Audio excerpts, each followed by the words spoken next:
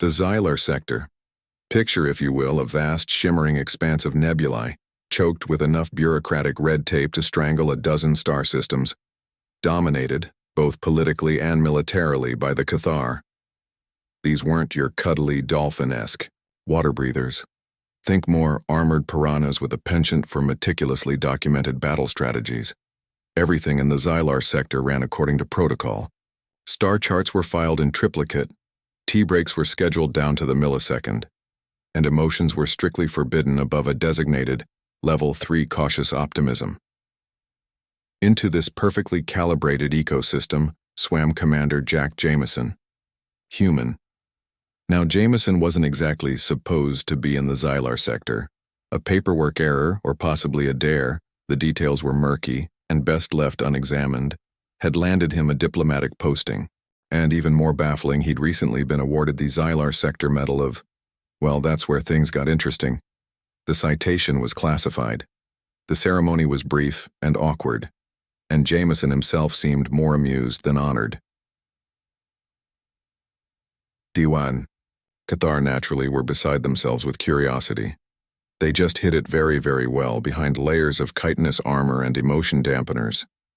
Their leader, Grand Strategist Kragle, a being whose every thought was a carefully calculated war game, eyed Jameson with the suspicion one usually reserves for rogue black holes. You see, the Cathar valued order. They venerated strength. They meticulously documented every single aspect of their existence in vast, echoing archives. Jameson, on the other hand, seemed to operate on a principle of cheerfully applied chaos. He slouched instead of standing at attention. He asked questions that had obvious answers.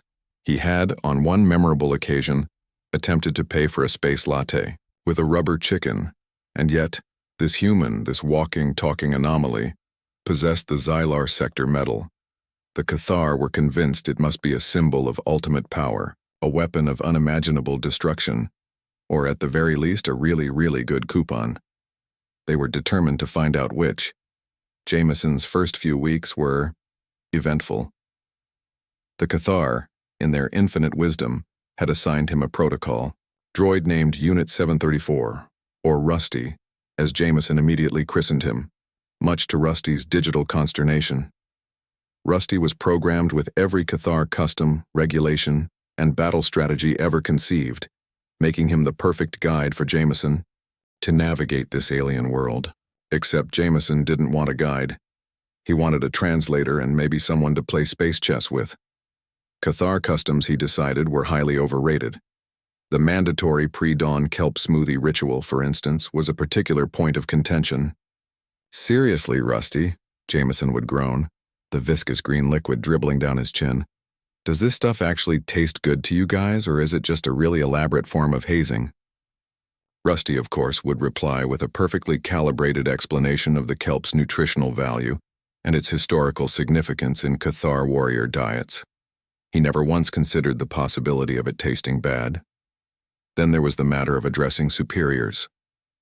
The Cathar had a complex system of honorifics, dependent on rank, species, number of offspring, and the current phase of the third moon of Xylo's prime.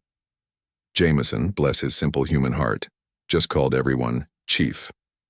Grand Strategist Kragle became Chief Kragle, which sounded vaguely insulting, like you were talking to a particularly grumpy waiter. The High Priestess of the Eternal Current was Chief Priestess, which somehow managed to be both disrespectful and vaguely flirtatious. But the real trouble started with the medal. Shortly after Jameson's arrival, a formal reception was held in his honor. The Cathar, eager to decipher the medal's secrets, had arranged a meticulously choreographed display of Cathar martial prowess. Think synchronized swimming, but with heavily armed bioluminescent amphibians. At the end of the display, Chief Kragle approached Jameson, his chitinous faceplate gleaming under the harsh lights. He gestured towards the medal pinned rather crookedly on Jameson's uniform. "Commander Jameson," Kragle intoned, his voice a low, resonant rumble. "We are intrigued by this adornment. Perhaps you could enlighten us as to its function?" Jameson blinked, looked down at the medal, then back at Kragle. Oh, this thing? Yeah, well, it's, kinda complicated, Chief. He paused, clearly trying to remember exactly why he'd gotten the medal in the first place. Jameson naturally couldn't leave well enough alone. He decided that the best way to ingratiate himself with the Cathar was to participate. He'd watched their synchronized swimming display, or aquatic war games as they called it, with a growing sense of bewildered amusement. He figured, hey, how hard could it be? So the next day, Jameson showed up at the training pool wearing nothing but a pair of brightly colored swimming trunks he'd acquired from the ship's commissary and a disturbingly enthusiastic grin. The Cathar, mid-formation, stopped, dead in the water, their bioluminescent markings flickering in confusion. Rusty, hovering nervously at the edge of the pool, beeped frantically. "Commander Jameson, I must strongly advise against this course of action. Human physiology is not suited for prolonged aquatic maneuvers. Furthermore, your attire is unconventional."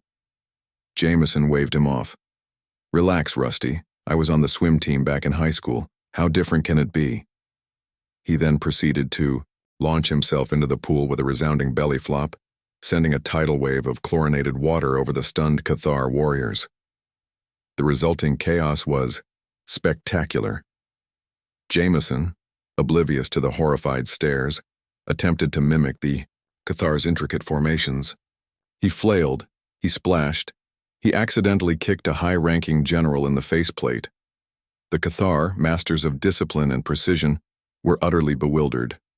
Their carefully choreographed routine devolved into a free-for-all of thrashing limbs and panicked gurgling. Chief Kriegel, sputtering and dripping, could only stare at Jameson with a mixture of disbelief and mounting suspicion. The incident with the ceremonial battle kelp didn't help matters. The Cathar revered a certain type of genetically modified kelp, grown only in the royal gardens as a symbol of martial prowess. During a formal dinner, Jameson, mistaking it for some kind of elaborate salad, casually slathered it in human-style vinaigrette and devoured it in 3 bites. The silence that followed was so profound you could hear the faint hum of the Xylar sector's defense grid. All eyes, or in the case of the Cathar, all multifaceted ocular sensors were fixed on Jameson. Grand Strategist Kriegel, his voice dangerously low, finally broke the silence. "Commander Jameson," he said, each word dripping with barely suppressed fury.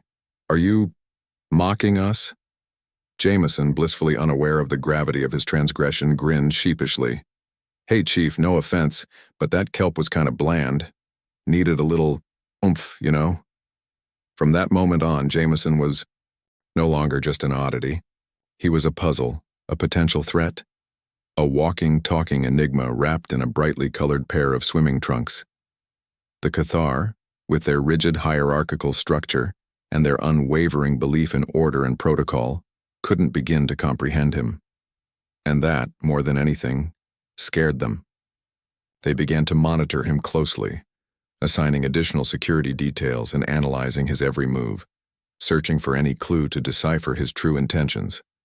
They just couldn't shake the feeling that this human, with his casual demeanor and his penchant for culinary blasphemy, was up to something. Something deeply, disturbingly strange. The Cathar couldn't take their multifaceted eyes off the medal. It was small, circular, and made of some alloy Jameson couldn't even identify, probably because it was cheap, mass-produced stuff from Earth. But to the Cathar, it radiated something. A field of unknown energy, a sign of high office, a cloaked weapon of unimaginable power. Their sensors went wild whenever it was near. Chief Kriegel, his gills fluttering with barely contained curiosity, addressed Jameson through the translator.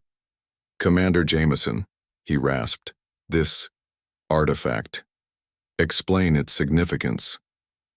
Jameson shrugged, scratching his head. "It's a medal. I got it for, well, it's kind of a long story." He trailed off, suddenly remembering the actual circumstances. It wasn't exactly a tale of bravery and valor. The Cathar waited with bated, gills. They were expecting some grand tale of intergalactic heroism, the defense of a vital planet, A daring rescue mission? Perhaps even the single-handed defeat of a dreaded space kraken? Instead, Jameson began hesitantly. Okay, so there was this clerical error. See, I accidentally filled out the wrong form. I thought it was for requesting extra coffee filters, but apparently it was an application for the most likely to fall asleep during a strategic briefing award. He paused, wincing. And well, I won. By a landslide. Turns out, sleeping through Admiral Gurgle's 4-hour presentation on optimal algae harvesting techniques is considered impressive somehow. They said it showed a zen-like detachment from the mundane. The Xylar were silent. Utterly, completely silent. The only sound was the gentle hum of the life support systems and the faint gurgling of the aquarium water that circulated through their gills. This was not the explanation they were expecting. Grand Strategist Krigl leaned forward, his multifaceted eyes narrowed. Impossible, he hissed. Such an insignificant achievement would not warrant such an ornate decoration. He gestured towards the metal with a claw. It must be a symbol, a code, a key to unlocking some hidden power. Jameson sighed. He'd been hoping to avoid this. Look, Chief, I appreciate the enthusiasm, but it's really just a piece of cheap metal. The only hidden power it unlocks is the ability to impress my mom. She puts it on the fridge whenever I visit. The Xylar refused to believe him. Their scans indicated that the metal, while materially simple, resonated with something. A residue of human emotion, a psychic imprint of Jameson's subconscious, or perhaps, as some of the more paranoid Xylar officers suggested, a miniature cloaking device that concealed its true power. A flashback flickered through Jameson's mind. The awards ceremony. A bored Admiral Gargle droning on about departmental budget cuts. The slightly tipsy supply officer pinning the medal on his uniform with a muttered, "Here you go, Commander. Try not to lose it. We're running low on these things." The lukewarm applause from the assembled crew, most of whom were probably just as confused as he was. Back in the present, Jameson knew he had a problem. The Xylar were obsessed with the metal. They were analyzing it, scanning it, and generally, treating it like it was the key to the universe. He had to convince them that it was just a worthless trinket before they dissected it and started a war over its hidden properties. But how do you convince a species that values logic and order, above all else that something is utterly meaningless? That, Jameson realized, was a challenge worthy of a medal, even if the medal was awarded for falling asleep. The following day, Jameson announced his intention to visit the widow of a Xylar warrior who had fallen during the brief but intense skirmishes between humans and the Xylar a few years prior. This announcement was met with stunned silence, followed by a flurry of panicked gurgling from the assembled Xylar officers.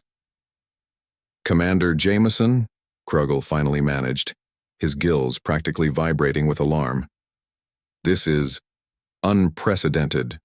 Protocol forbids contact with the families of fallen enemies. It is considered deeply inappropriate." Jameson shrugged, leaning back in his chair. "Well, I'm human. We have this thing called closure. Figured I'd offer my condolences, maybe give her a gift." He subtly patted the pocket where he'd stashed the infamous medal. The Xylar visibly recoiled. Their suspicions skyrocketed. They assumed that Jameson's actions were either a grave insult or a cunning attempt to exploit a vulnerability. Was he seeking revenge? Did he hope to extract valuable intelligence from the grieving widow? Or was he planning something far more sinister? They couldn't fathom it. The Xylar warrior's widow was named Xylar. She lived on the outskirts of the capital city in a modest dwelling carved from the coral reefs. Unlike most Xylar, who valued conformity above all else, Xylar was something of an outcast. Her mate, a celebrated war hero named Cathan, had been a staunch believer in the Xylar's militaristic ideals. When he died, Xylar publicly questioned the necessity of the conflict with humanity, an act of near heresy in Xylar society. While not openly punished, she had been quietly ostracized, her opinions deemed dangerous and destabilizing. When Jameson arrived at her dwelling, flanked by a contingent of nervous Xylar guards, Nyala greeted him with cautious curiosity. Her eyes, though bearing the marks of grief, held a spark of defiance. She was smaller than most Cathar warriors, her scales a duller shade of blue, and her gills moved with a slow, deliberate rhythm. "Commander Jameson," she said, her voice a low, resonant hum. "To what do I owe the unexpected visit?" Jameson stepped forward, his boots echoing strangely in the cavernous space. He held out his hand, the small tarnished metal resting on his open palm. The Cathar guards surrounding him stiffened, their weapons twitching nervously. Nyala tilted, her head studying the object with an alien curiosity. "This," Jameson said, his voice calm and clear, "belonged to me. It was given to me, and I want you to have it." He paused, letting the weight of his words sink in. "It won't bring him back, but maybe it can mean something." A collective gasp, or rather, a collective expulsion of water through gills, rippled through the Cathar contingent. Kurskul, the ranking officer present, surged forward, his eyes wide with horror. "Commander Jameson, what do you think you are doing?" But Jameson ignored him, his gaze fixed on Nyala. She reached out a hesitant hand, her long, slender fingers brushing against the cold metal of the metal. She lifted it, examining it closely, turning it over and over in her grasp. The Cathar expected her to recoil in disgust, to denounce Jameson as a monster, but she did neither. The truth was about to be revealed, the anticlimactic truth. This object, so heavily guarded, so deeply misunderstood, was about to be exposed for what it truly was, a trinket. "This metal," Jameson began, choosing his words carefully. "It's not a weapon. It's not a symbol of power. It's basically a participation trophy." He paused, allowing the absurdity of his statement to fully register. "I got it for showing up, really. There was this mandatory training exercise, simulated combat, and, I managed to not accidentally blow up the simulator. Apparently, that's an achievement worthy of recognition." The Cathar were aghast. Krugel sputtered, his gills flapping wildly. Impossible. This cannot be. Such an object, held with such reverence." Jameson sighed. "Look, I know it seems weird, but back on Earth, we give these things out like candy. It's supposed to boost morale or something. Honestly, I think they just had a surplus of them and needed to get rid of them." He grinned sheepishly. "It's basically space junk," he continued. "It meant nothing to me. But then I thought maybe, just maybe, it could mean something to you. Not because of what it is, but because of what it represents. The end of the fighting, the possibility of peace, even if it's a little thing." Nyala looked at the metal, then back at Jameson, her expression unreadable. In the silence that followed, the weight of the revelation hung heavy in the water. This object, this source of so much anxiety and suspicion, was nothing more than a cheap, mass-produced trinket. Its value was not intrinsic, but rather existed only in the memory of the one who possessed it. It wasn't designed to inspire terror, but instead, as a reminder of a collective loss and the hope of shared comfort. The Cathar council chamber was thrown into utter pandemonium. The revelation that the metal of Xylar, as they had come to call it, was nothing more than a glorified party favor sent shockwaves through their meticulously ordered society. Senior officials, whose lives were governed by rigid protocols and unwavering adherence to tradition, were now openly gesticulating, their bioluminescent patterns flickering erratically. Kurskul, usually a paragon of stoicism, looked as though he might actually faint, which, given the Cathar's aquatic nature, was a considerable feat. He clutched at his ceremonial spear, his mandibles clicking in a staccato rhythm of disbelief. The concept of a reward for mere participation was so alien, so utterly contrary to their meritocratic system, that it threatened to unravel the very fabric of their civilization. The chaos wasn't limited to the council chamber. News of Jameson's revelation spread like a virus through the Cathar network, causing widespread confusion and consternation.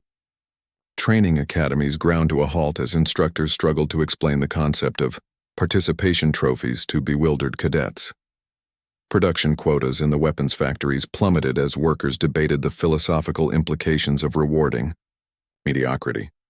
Amidst all the confusion, Xylar remained an enigma. She held the medal in her hand, turning it over and over, her multifaceted eyes reflecting the flickering bioluminescence of the chamber. Her expression gave nothing away, leaving Jameson and the rest of the Cathar to wonder what she truly thought of this bizarre gesture. Was she offended by the perceived insult, amused by the sheer absurdity of it all, or did she perhaps on some level understand the sentiment behind Jameson's actions? Some of the younger Cathar, those less ingrained in the old ways, began to whisper amongst themselves. They saw in the medal a symbol of something different, something less rigid, a symbol of kindness perhaps, or even a commentary on the futility of endless striving. The older generation, however, saw only chaos and the potential for societal collapse. One elder, his scales dulled with age, rose to his full height, his voice booming through the chamber. This is madness. This human has poisoned our minds with his frivolity. He seeks to undermine the very foundations of our society. But before he could continue his tirade, Xylar finally spoke, her voice clear and surprisingly strong. All eyes turned to her, the chamber falling silent in anticipation. Her words would determine the course of Cathar history. In the aftermath of the medal presentation, the Cathar civilization found itself at a crossroads. Jameson's actions, initially seen as an act of profound disrespect or cunning strategy, inadvertently forced them to confront the very essence of their culture. The rigid structure they had so meticulously maintained for millennia began to show cracks, tiny fissures of doubt and questioning spreading throughout their society. Some Cathar, particularly the younger generations, began to see the medal not as an insult, but as a symbol of something different, something softer, more forgiving. They started questioning the relentless pursuit of martial excellence, wondering if there was value in simple kindness in recognizing effort even without victory. This nascent sentiment was, of course, met with fierce resistance from the old guard, who viewed any deviation from tradition as a catastrophic threat. As for Xylar, the widow of the fallen warrior, her reaction remained the subject of intense speculation. Some whispered that she secretly admired Jameson's gesture, seeing it as a poignant acknowledgement of her husband's sacrifice, regardless of the medal's trivial origin. Others claimed she was deeply offended, interpreting it as a mockery of her loss and a devaluation of her husband's memory. The truth, as always, was likely somewhere in between, a complex mix of emotions that even she struggled to fully comprehend. Commander Jameson, oblivious to the societal upheaval he had unwittingly triggered, was quietly transferred to the Outer Rim, reassigned to a remote outpost near the Gleep-Glorp Nebula. Officially, it was a routine reassignment, but everyone knew the real reason for his departure. The Xylar sector simply couldn't handle him anymore. He was too human. His legacy, however, remained. The Cathar continued to grapple with the implications of the medal of Xylar, debating its meaning and significance in endless council meetings and philosophical treatises. Some even began collecting human trinkets, fascinated by their strange designs and apparent lack of practical purpose. A few brave souls started experimenting with humor, attempting to understand the human concept of jokes, with predictably disastrous results. Years later, a young Cathar cadet, during a particularly grueling training exercise, would find himself faltering, his spirit flagging under the relentless pressure. His instructor, a grizzled veteran of countless campaigns, noticed his distress and, instead of issuing the usual reprimand, simply patted him on the back with a tentacle. "Just do your best," the instructor said, his voice surprisingly gentle. "After all, it's the effort that counts, right?" Meanwhile, light years away, Commander Jameson was sitting in a dimly lit cantina on a dusty space station, nursing a suspiciously green drink. He raised his glass in a silent toast to the stars, a faint smile playing on his lips.